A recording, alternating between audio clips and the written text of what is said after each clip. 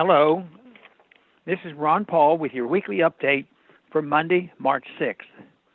History shows that if individuals have the freedom to choose what to use as money, they will likely opt for gold or silver. Even governments have tried to manage and manipulate gold or silver-backed currency instead of outright abolishing it. Of course, modern politicians and their Keynesian enablers despise the gold or silver standard. This is because linking a currency to a precious metal limits the ability of central banks to finance the growth of the welfare warfare state via the inflation tax. This forces politicians to finance big government with much more direct means of taxation. Despite the hostility toward gold from modern progressives, gold played a role in the U.S. money policy for 60 years after the creation of the Federal Reserve.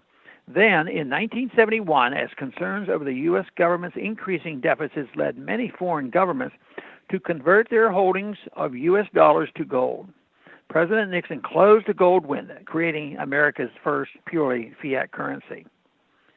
Since the 2008 Fed created economic meltdown, more Americans have become aware of the Federal Reserve's responsibility for America's economic problems. This growing anti-Fed sentiment is one of the key factors behind the liberty movement's growth and represents the most serious challenge to the Fed's legitimacy in its history.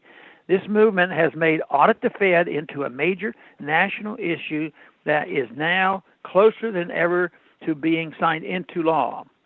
Audit the Fed is not the only focus of the growing anti-Fed movement.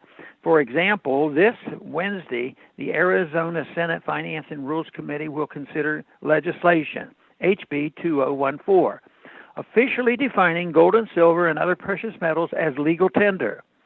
The bill also exempts transactions in precious metals from state capital gains taxes, thus ensuring that people are not punished by the taxman for rejecting Federal Reserve notes in favor of gold or silver.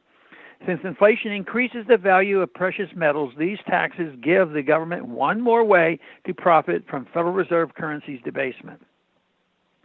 H.R. 2014 is a very important and timely piece of legislation. The Federal Reserve's failure to reignite the economy with record low interest rates since the last crash is a sign that we may soon see the dollar's collapse. It is therefore imperative that the law protect the people's right to use alternatives to what may soon be virtually worthless Federal Reserve notes. Passage of HB 2014 would also send a message to Congress and the Trump administration that the anti-Fed movement is growing in influence. Thus, passage of this bill will not just strengthen movements in other states to pass similar legislation, but will also help build support for Audit the Fed bill and legislation repealing federal legal tender laws. This Wednesday, I will be in Arizona to help rally support for HB 2014, speaking on behalf of the bill before the Arizona Senate Finance Committee at 9 a.m. I will also be speaking at a rally at noon at the Arizona State Capitol. I hope every supporter of sound money in the Phoenix area joins me to show their support for ending the Fed's money monopoly.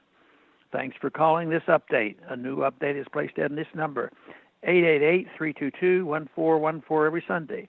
The written text can be found on my Ron Paul Institute website at www.ronpaulinstitute.org and on my Facebook page.